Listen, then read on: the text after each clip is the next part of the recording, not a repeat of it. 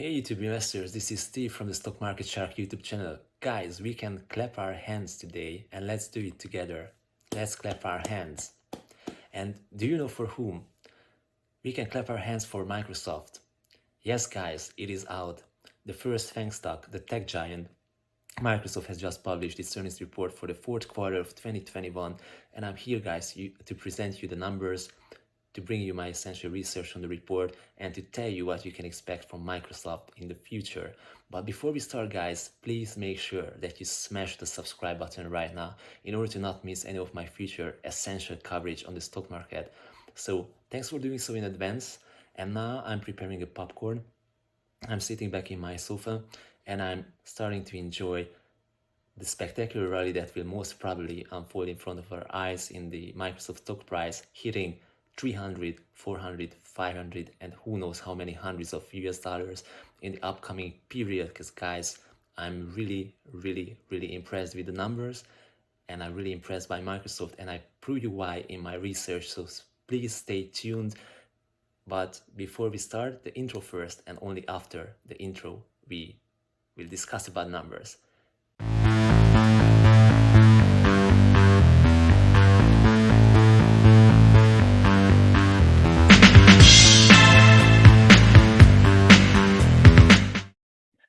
So here we go, guys. Crazy price movements right after the earnings report have been published. Just look at the screen. It's quite an interesting chart that we can see unfolding in front of our eyes. We were down almost 5% right after the numbers have been published, and surprise, we are up more than 2%, 2.51% in this moment. There's some considerable degree of volatility in the stock price. More and more details are coming out from the conference call, and these are shaping the stock price currently. So we are not sure where we would be at the market opening tomorrow. But I was a little bit worried right after the numbers have been published, but right now, basically, the price movements are in line with my expectations. And I think that this is what the stock deserves after presenting so positive numbers, that we would look into them in more details and you would see how convincing the earnings report was. So I think in my interpretation, the earnings report has not been negative at all. Even the pure numbers were convincing to me. They were in line with the long-term trend that the company is riding. So no negative surprise there. I think that we just run into the usual phenomenon when the investors just buy into the stock right before the earnings report and dump it right after. We've seen this so many times, so no reason to worry, guys. The report was positive, and you would be convinced about it right after we look into the numbers. So, guys, the company has reached a very important milestone of its operation. Can you guess what I'm talking about? I'll give you a few seconds, and I reveal you the answer. The company has reached 50 billion US dollars in sales within one single quarter, the first time in the company's history. Just look at the headlines. I was waiting for that quite a lot. I was not sure that it's going to happen in this quarter. The analysts have expected it, and yes, it has happened. Microsoft is above 50 billion US dollars in sale within one single quarter. We can clap our hands. Nice job. And also, additionally, the company has topped the expectations both for the EPS and both for the top line, both for the revenue. So every article is writing about the upbeat. So we can look into the numbers in more details, but I don't want to bore you guys. For me, what's interesting is like the dynamics in the performance of the stock. So there was an upbeat in the revenue. There was an upbeat in the EPS. It was not something super considerable, but still, Microsoft caused a positive surprise. For me, what's important is to check the growth numbers of the company and check the main highlights of the report. So let's look into them in more details. And after that, we would place all these numbers into the historical context to see how they relate to the historical performance of the company, to see where the company is heading to. So let's see the highlights first. So the revenue was 51.7 billion. This represents an increase of 20% on a year-to-year basis. Operating income was 22.2 billion US dollars. This represents an increase of 24%. The net income was 18.8 billion US dollars. This represents an increase of 21%. And diluted earnings per share was $2.48 US. So this is the EPS, and this represents an increase of 22%. So basically the company was improving with 20-something% in all of its major metrics. So this is where we are, and let's look into the business segments in a little bit more details, because there we have some interesting stats, some interesting metrics, and probably most of you guys are the most interested in the cloud segment growth. This is the most important thing for me as well, because basically cloud, Azure, the cloud solution for Microsoft is one of the most considerable drivers of the revenue growth. And there we can see some really good numbers. The Azure cloud segment grew by 46% in revenue. I'm just highlighting that here, guys, so you can take a look at it. This is like really promising. 46% in revenue growth, as you can see here. Yes, and that's pretty much topping the analyst expectations for the cloud revenue growth of 45%. Basically, we would like to see the absolute numbers for the cloud segment, but basically Microsoft, contrary to Amazon, it's not publishing these numbers. What's also interesting for me is that LinkedIn revenue was increasing by 37%, so that's also pretty good, I think. And also all the other segments are basically just increasing in a very dynamic way. So for Office commercial products and cloud services, revenue increased by 40%. Office consumer products revenue increased by 15%. So these are the usual cash cows of the company. And yeah, here we can also see that the Windows products are increasing by 25% and also 13% in the commercial segment. Xbox content is increasing by 10%. So guys, this is where we are with the numbers, and I would like to put everything into context, because the numbers are fine, but the question is, what is the market pricing into the stock price? So are we basically below the historical trends, or are we above it? So let's look at the context a little bit more. And all right, guys, I really want to put the numbers into context, into historical context, to see if basically these numbers are in line with the long-term trends of the companies. They are in line with what the market is most probably pricing in, or they are below the historical performance of the company. And as said, just let's look into it in more detail. So the revenue growth was 20%, and as you can see, Microsoft's 5-year average revenue growth is 13.47%. So the current number is way above the historical average growth rate. So the company is still on track in terms of the revenue growth. So big applause for Microsoft for this job. Very good job. It was nicely done, I must say. So really, this is cool. And then let's take a look at the income, the net income growth. As you can see, guys, the EBIT growth on the year-on-year basis was 23% for the last 5 years. The current number came in. Let's scroll up a little bit to this part. The current number was 21%. So this is also in line with the historical performance of the company. And the free cash flow was a little bit disappointment to me, but it might be something one quarter specific. So I'm just pulling up a quick table that I put together. So the free cash flow in this quarter was $8 billion, and this just represents a 3 percentage point increase compared to the year ago period.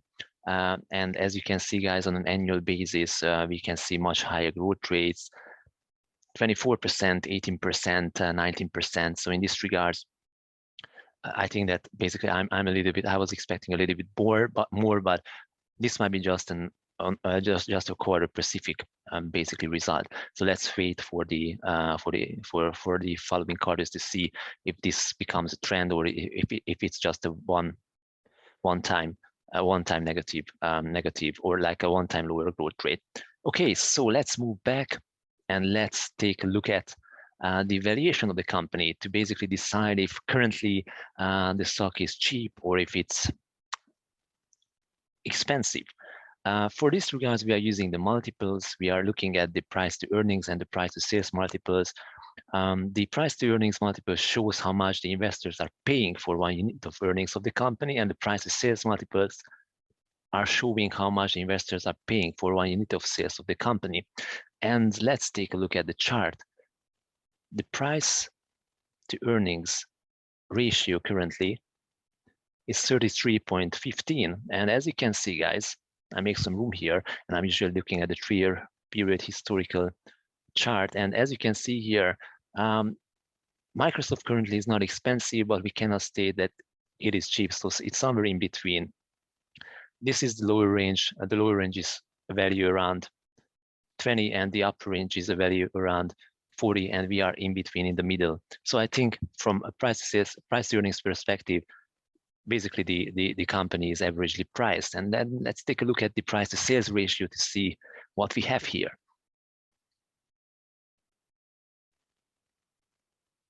Price to sales is reflecting the same thing. So basically on the price to sales basis, the company is around 13, 12, it's around 12, 13, and this is basically in the middle of the range. So we've seen higher numbers like that. So we've seen numbers around 15, and we've seen even lower numbers. So I think that based on the historical multiples, the company is averagely priced. Okay, and now let's take a look at the trends in the company's stock price. Let's see how the stock price looks like. And I must admit, guys, that here I see some bearish signals. So as you can see, the stock has been in an upward moving trend so far, and you can see the lower support line of this trend in blue, and this support line has been just breaking down. We are below the long-term, we are below the mid-term trend. And what is more bearish to me is that you can see the moving averages on the screen. You can see the 20 in purple, the 50 in orange, and the 200-day moving average in yellow. And basically we closed below the 200-day moving average. And this is a quite important bearish sign for this stock. So this is where we are, but we know all the macro drivers that are basically driving the stock price is lower. So this might be not related only to the fundamentals of the company, but also to the macro drivers basically unfolding in the background, the geopolitical tensions, the return of the investors to the value stocks, and also the expected rate hikes, the aggressive rate hikes of the Fed in the upcoming period. This is the chart, guys. So considerable correction there. I think that it might not be over yet. And let's take a look at the analyst expectations.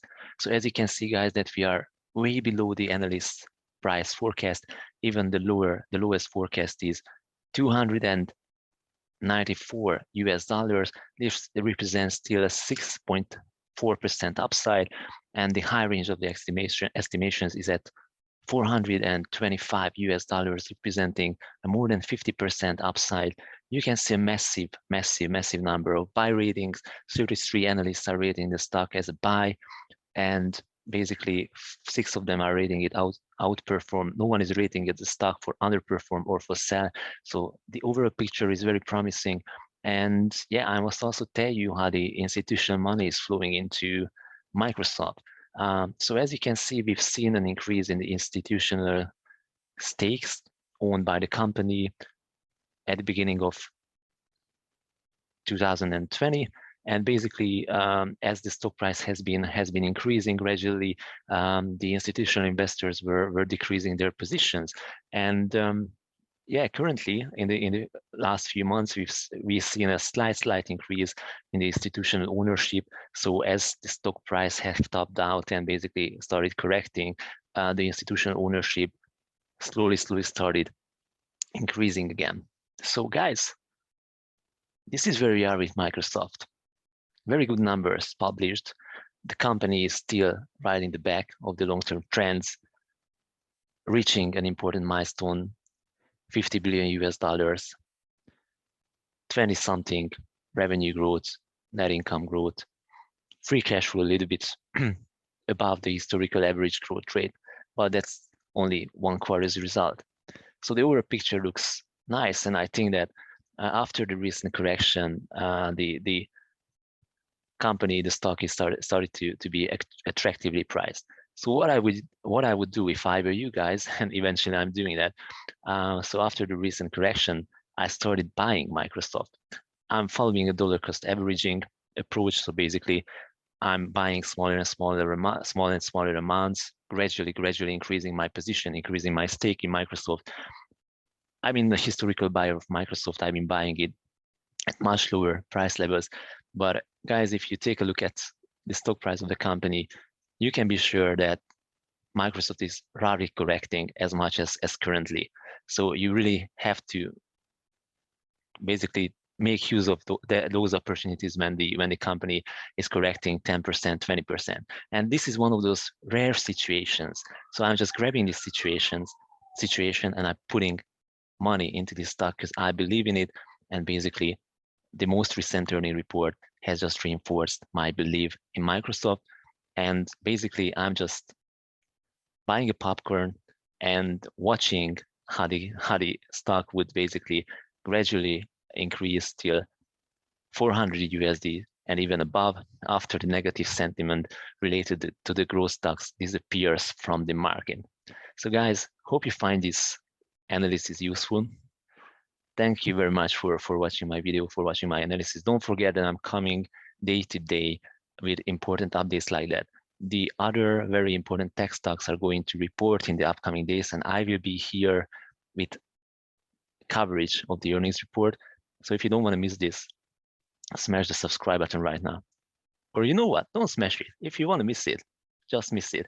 I will be there for the ones interested. Okay, guys, thank you very much once again. See you tomorrow. Let's see how the market events unfold. Take care. Cheers. Bye-bye. See you.